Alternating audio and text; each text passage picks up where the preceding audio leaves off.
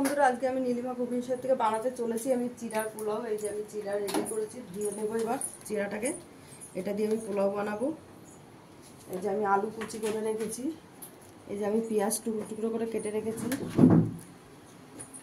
এই যে কাঁচা লঙ্কাটা কেটে রেখেছি, এই যে সঙ্গে লাগবে আমার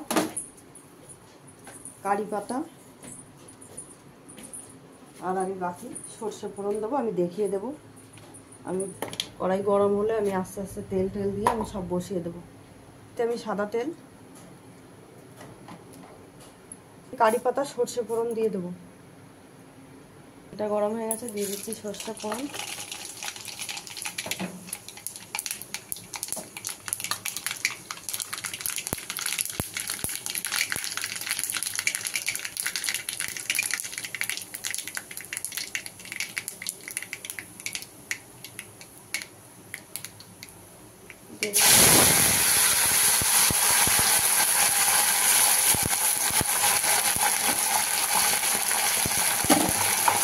দিয়ে দিচ্ছি কুচানো লঙ্কাটা, দিয়ে দিলাম পেঁয়াজ কুচিটা,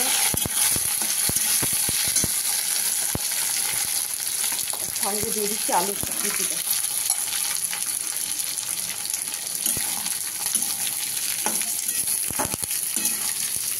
এবার এটা আস্তে আস্তে ভাজা হবে। এখন দিয়ে দেবো একটু পরিমাণ মতো নুনটা,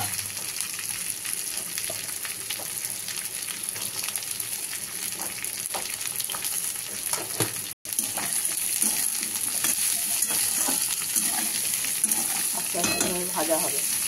আমার ভাজা পেঁয়াজ আলু সব ভাজা হয়ে গেছে। এবার আমি চিড়াটা দিয়ে দিচ্ছি।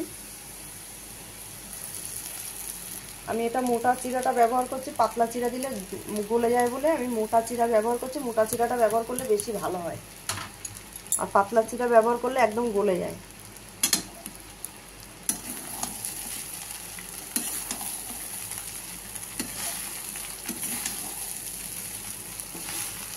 এইভাবে আমি চিড়াটাকে আস্তে আস্তে ভেজে নেবো। এর সঙ্গে অল্প করে একটু চিনি দিয়ে দিলাম, দিয়ে এবার নেড়ে চেড়ে নামিয়ে দেবো আমি।